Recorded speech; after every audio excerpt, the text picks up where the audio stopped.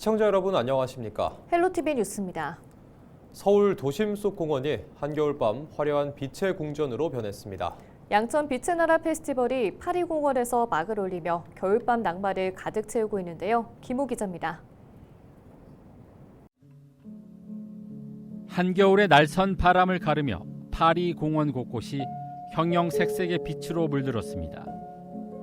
공원 중앙에 우뚝 솟은 에펠탑은 붉은 빛을 내며 시야를 압도합니다.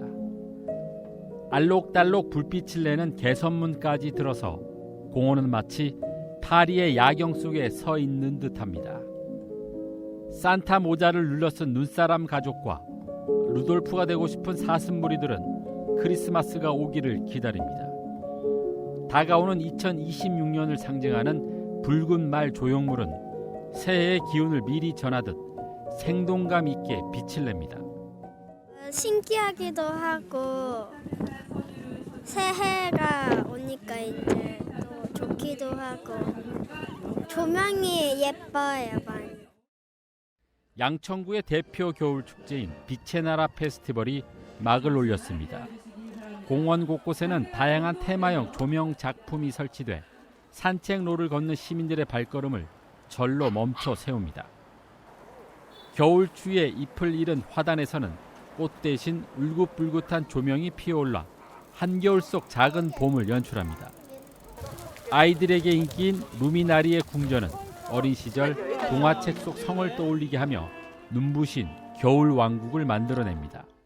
일부러 점등식 맞춰서 온 거거든요. 오늘부터 하는 거라서. 애기가 말이 있고 빨간 말이 있고 하니까 되게 좋아하는 것 같아요. 빛의 나라는 양천구가 연말연시 주민들에게 꿈과 희망을 전하기 위해 해마다 열고 있는 축제입니다. 올해는 조형물 수가 대폭 늘고 빛의 연출도 한층 섬세해지면서 내년 2월까지 겨울철 대표 야간 명소로 자리매김할 전망입니다. 영하로 떨어진 겨울밤, 차가워진 도시의 체온을 따뜻한 빛의 향연이 조용히 덮여주고 있습니다. 헬로티비 뉴스 김호입니다. 내년 3월부터 노인이나 장애인 등이 살던 곳에서 의료, 요양, 돌봄 서비스를 받을 수 있게 하는 통합 돌봄이 시행되는데요. 이를 위해 은평구가 지역 내 8개 병원과 통합 돌봄 퇴원 환자 발굴을 위한 업무 협약을 맺었습니다. 협약기관은 서울시립 서북병원, 서울재활병원, 은평 성모병원 등 8곳입니다. 협약에 따라 구는 퇴원 환자를 대상으로 통합 돌봄 서비스 연계와 사례 관리를 맡고 각 병원은 퇴원 후 돌봄이 필요한 환자에게 통합 돌봄 사업을 안내하는 역할을 하게 됩니다. 재건축이 추진되고 있는 양천구 목동 신시가지 아파트 14개 단지가 모두 정비구역 지정이 완료됐습니다. 양천구는 최근 목동 1에서 3단지에 대해 재건축 정비계획 결정 및 정비구역 지정이 고시됨에 따라 재건축 사업이 본격적인 실행 단계로 도약하게 됐다고 밝혔습니다. 정비구역 지정으로 3개 단지는 기존 15층에서 최고 49층으로 탈바꿈하며 1단지는 3,500가구, 2단지는 3,389가구, 3단지는 3,317가구로 조성됩니다. 목동 1에서 3단지는 14개 단지 중 유일하게 2종 일반 주거지역으로 종상향 문제 갈등이 있었으나 국회대로 공원과 안양천을 연계한 목동 그린웨이 조성 제안으로 해결돼 정비계획에 탄력이 붙었습니다. 양천구는 당초 목표대로 연내 모든 단지 정비구역 지정이 완료되면서 5만 세대 규모 신도시급 주거단지 조성이 본격적으로 시작됐다고 밝혔습니다. 은평구가 내년 3월부터 부동산 민원 AI 자동응답 서비스를 운영합니다. 은평구는 토지거래 허가, 전세 사기, 부동산 거래 신고 등 증가하는 부동산 민원을 신속하고 정확하게 안내하기 위해 해당 서비스를 마련했다고 밝혔습니다. 부동산 24시간 응답 서비스는 카카오톡 채널을 통해 제공됩니다. 주민들이 카카오톡에서 은평구청 부동산 정보과 채널에 가입한 후 채팅창에 질문을 입력하면 AI가 관련 정보를 안내하는 방식입니다.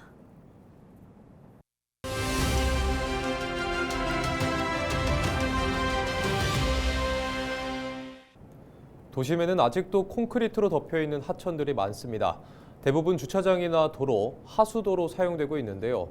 예전 생태하천의 모습을 되찾기까지 또 얼마나 많은 시간과 비용이 필요할까요? 이제는 다른 시각에서 해법을 찾아야 합니다. 도시개발 과정에서 오염하천을 함께 복원해야 한다는 목소리가 최근 힘을 얻고 있는데요. 전문가들의 의견 직접 들어봅니다. 하천이라고 하는 모습이 도시가 확장이 되면서 여러 가지로 덮였습니다. 도시가 확장이 되면서 하천을 덮어서 주차장이나 도로로 사용하는 과정이 있었는데 지금은 지구가 뜨거워지고 있고 결국엔 그 피해는 도시에부터 발생을 하거든요. 장기적인 관점에서 도시의 계획이 5년마다 수립이 됩니다. 그러면 이제는 결국에는 도시관리계획의 핵심은 결국 기본시설입니다. 기본시설이라고 하는 건 도로라든가 하수도에 대한 정비를 어떻게 할 거냐가 핵심인데 여기에 지금 사회적인 분위기, 지구적인 환경 문제를 본다라고 하면 하천의 복원 문제까지 얹어지게 된다면 함께 계획이 된다라고 하면 예산 문제, 그 다음에 하천이 복원됐을 때 자연적인 원래 하천의 모습으로 충분히 가깝게 복원할 수 있게 된다. 하천이 이 도로나 주차장 같은 걸로 이용할 수밖에 없었던 시절이 있었습니다. 또 그로 인해서 또 발전에 대한 계기도 될 수 있었는데 지금 상태에서는 기후 변화에 대응하기 위해서는 그 하천의 복원이 무엇보다 중요하다고 생각이 됩니다.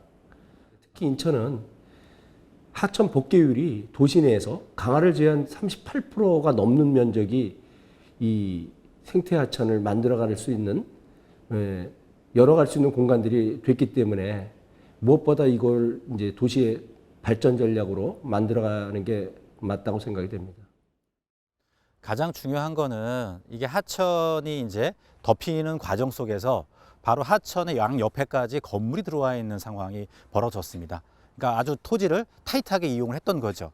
근데 이 주변 지역에 이제 재개발 이야기들이 진행이 되고 있잖아요. 결국에는 주변 지역의 토지에 대한 계획이 새로 변경이 되는 과정에 있다는 겁니다. 그런 과정 속에서 결국엔 도시기본계획과 도시관리계획과 맞물려서 하천을 복원하는 방식이 예산 문제, 그 다음에 자연적인 하천의 모습을 바로 가는데 바람직하다.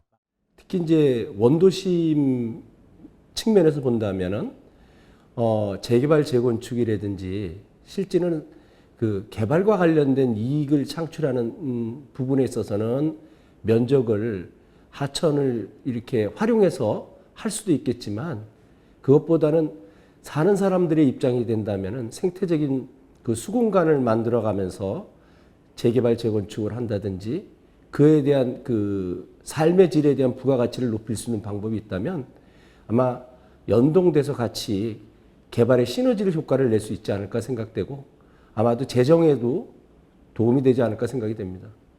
무엇보다 중요한 것은 사람들의 시민들의 인식과 그 공감대 형성이 더 중요하다고 생각이 됩니다. 특히 전문가도 그렇고 지역 공무원들 그리고 시의회라든지 생태하천을 복원하겠다는 이 선명성이 좀 더 있어야만이 다음 작업인 예산이나 다른 기술적인 면들을 같이 고려할 수가 있다고 생각이 됩니다. 국세청이 최근 세금 회피를 위해 서울 고가 아파트 지역에서 집을 팔지 않고 물려주는 증여 거래가 늘고 있다며 편법 행위가 있는지 전수 검증하기로 했습니다. 전수 검증 지역은 서울 강남 4구와 마포, 용산, 성동구 등인데요. 아파트 가격을 시가대로 신고했는지 또 물려받은 부동산의 담보대출이나 전세금을 증여받은 자료가 실제로 상환했는지 대출만 본인 소득으로 상환하고 생활비는 부모 도움을 받는지 등 증여 적법 여부를 자세히 살펴볼 계획입니다. 앞으로도 국세청은 부동산 시장 동향을 면밀히 모니터링하면서 집을 편법적인 부의 이전 수단으로 악용하는 행위에 엄정히 대응할 계획입니다. 인천과 경기 부천 지역 등을 무대로 활동하는 유튜버와 BJ의 세금 탈루 행위에 대한 관리가 강화됩니다. 인천지방국세청은 이들의 세금 탈루를 막기 위해 모니터링 전담반을 편성해 수익 구조를 면밀히 분석하고 불성실 신고가 명백한 유튜버 등에 대해서는 세무 검증을 실시하는 등 엄정히 대응한다는 방침입니다. 최근 부천역 일대를 무대로 이른바 막장 유튜버들이 논란이 되고 있습니다. 이에 부천시는 물론 해당 지역구 국회의원까지 나서 강경 대응하고 있는데요. 특히 더불어민주당 김기표 의원은 최근 국세청 관계자들을 만나 막장 유튜버에 대한 전면 실태 점검과 강력한 세무조사를 촉구하기로 했습니다.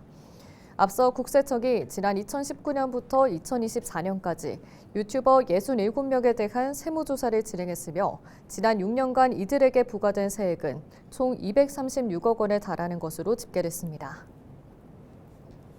경기도가 철도 이용률을 높이기 위해 철도역 환승 주차장 수를 늘리는 방안을 추진합니다.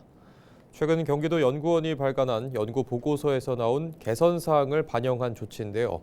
조사 결과 도민들의 철도 이용 조건에 역 인근 주차장 확보가 역 신설, 노선 확충 다음으로 가장 중요하게 여겨지는 것으로 나타났습니다. 이에 경기도는 부설 주차장 설치 기준을 강화하는 방안을 건의하고 환승 주차장 지원 기준을 명시한 조례 개정 등을 추진할 계획입니다. 또 현재 77개 환승 주차장 가운데 22곳에만 운영 중인 스마트 주차 시스템도 전면 확대해 도민 편의를 높일 방침입니다. 서울시가 혼잡한 출퇴근 지하철 환경을 개선하기 위해 5개 주요 환승 역사에 대한 맞춤형 혼잡 완화 대책을 추진합니다. 혼잡 개선 사업이 추진되는 5곳은 잠실, 홍대 입구, 강남, 서울역, 신도림역입니다. 서울시는 이용객 수와 환승 규모, 역사 구조 등을 종합적으로 고려해 이들 역을 우선 개선 대상으로 정했습니다. 시는 역사 내 협소한 공간에 지장물을 철거하고 혼잡이 집중되는 게이트를 이동하거나 추가 설치할 계획입니다. 또 5개 역에 배치된 안전요원도 기존 30명에서 48명으로 확대합니다. 행사나 모임 등으로 야간 이동이 늘어나는 연말, 서울시가 시민 이동 편의를 돕기 위해 교통대책을 가동합니다. 시는 택시업계와 협업해 택시 1,000대를 추가 공급하고 강남, 종로 등 심야 승차 수요가 많은 4개 지역에 임시 택시 승차대를 설치할 계획입니다. 또 승차 거부와 부당 요금이 발생하지 않도록 집중 단속에 나섭니다. 오는 15일부터 31일까지는 서울 시내 11개 주요 지점의 버스 막차 시간이 새벽 1시까지 연장 운행됩니다. 시내버스 막차 연장 운행과 올빼미 버스 노선 등 심야 시간 버스 운행 정보는 서울시 교통정보센터 누리집 또는 서울교통포털 앱에서 확인할 수 있습니다. 인천시가 전세 사기 피해자들의 맞춤형 1:1 상담을 연말까지 연장하기로 했습니다. 시는 지난달부터 전세 사기 피해자로 결정된 1,355명을 대상으로 전화 상담을 진행해왔습니다. 이를 통해 지원 제도를 알지 못했던 피해자를 적극 발굴하고 맞춤형 지원 안내와 신청 연계를 병행하고 있습니다. 상담 과정에서는 지원 제도가 있는 줄 몰랐다, 내가 대상이 아닌 줄 알았다는 반응이 다수 나왔으며 상담을 통해 지원 가능성을 이해하고 실제 신청으로 이어지는 사례도 점차 증가하고 있습니다. 이에 따라 시는 당초 오는 19일 종료 예정이었던 상담 기간을 연말까지 연장 운영하기로 결정했습니다. 상담 결과는 향후 지원제도 보완과 신청 절차 개선, 홍보 방식 개편, 사각지대 유형 분석 등 전세 사기 피해자 지원 정책 기반 자료로 활용될 예정입니다. 경기도와 경기주택도시공사가 청년 매입임대 2차 예비 입주자를 오는 15일부터 사흘 동안 모집합니다. 청년 매입임대는 경기주택도시공사가 다가구, 오피스텔 등을 매입해 시세 30% 수준으로 공급하는 사업입니다.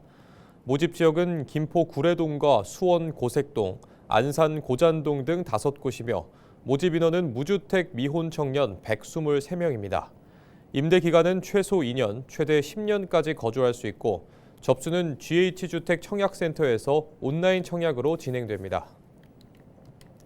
경기도는 경기도 북부소방재난본부, 의정부시와 협력해 주한미군 부대 이전 후 오랜 기간 방치된 의정부 소재 천보산의 자연환경을 복원했다고 밝혔습니다. 자연환경 복원 활동은 1970년대부터 90년대까지 주둔 미군들이 남긴 부대 마크 등 인위적인 상징물들을 제거해 천보산의 본래 모습을 되찾아주기 위해 추진됐습니다.